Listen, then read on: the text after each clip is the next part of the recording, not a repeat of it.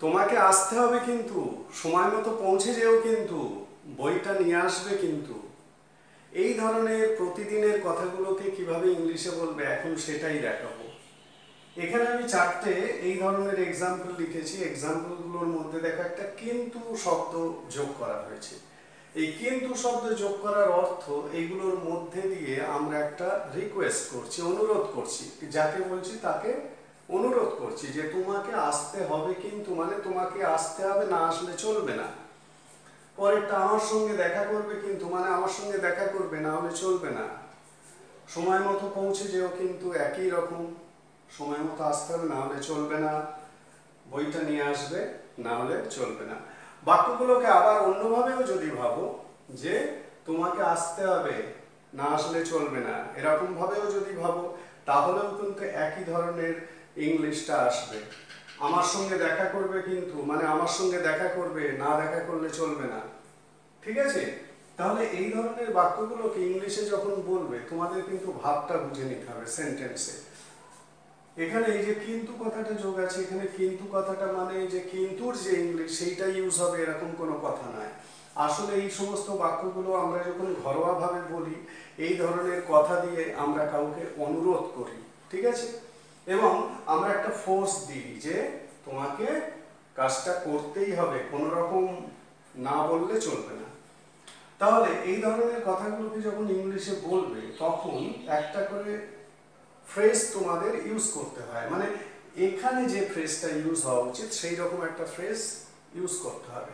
তার মানে তোমাকে আসতে হবে কিন্তু, মানে কোনো রকম না ছাড়া, মানে তোমাকে আসতেই হবে, উইদাউট ফেল। তার মানে এখানে উইদাউট ফেল এই ফ্রেজটাকে ইউজ করতে হবে। তাহলে তোমরা যখন ইংলিশ করবে কি বলবে?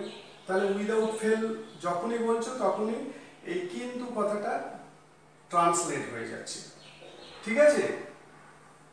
এখানে আর কিছু নেই নতুন ভাবে যোগ করার। তাহলে তোমাকে আসতে হবে, you have to come, you have to come without fail, you have to come without fail. ঠিক আছে? তোমাকে আসতে হবে কিন্তু, বোঝা গেল? আমার সঙ্গে দেখা করবে কিন্তু, তার মানে তুমি will meet me without fail।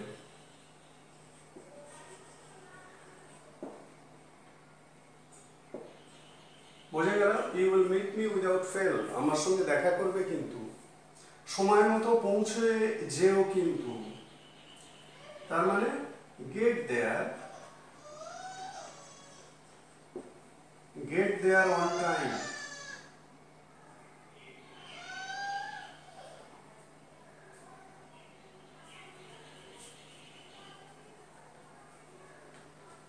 সময় মতো পৌঁছে যেও কিন্তু কি হবে?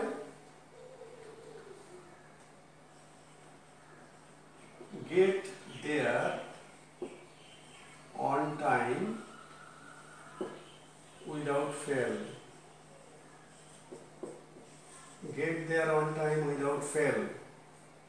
সময় মতো পৌঁছে যেও কিন্তু, মানে না পৌঁছলে চলবে না, সময় মতো না পৌঁছালে চলবে না, এরকম ভাবেও বাক্যটাকে তোমরা যদি ভাবো তাহলে ইংলিশটা এইভাবেই বলবে, get there on time without fail.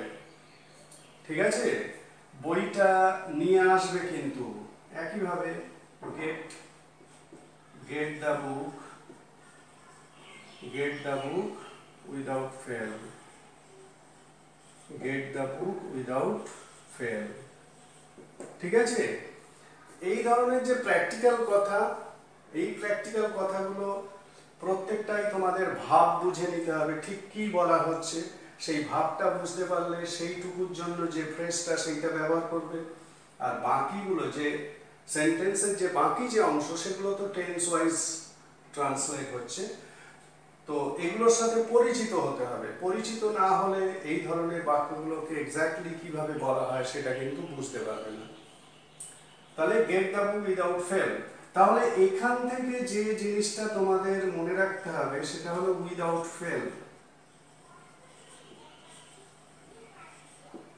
এইটাই হলো এখানে ইম্পর্টেন্ট ওয়ার্ড, এবং এই ওয়ার্ডটাকে ব্যবহার করেই আমরা এই ধরনের অনুরোধমূলক বাক্য রোজ বলি, এবং সেই অনুরোধমূলক বাক্য বাংলা বাক্যগুলোকে ইংলিশে এইভাবে বলা হয়।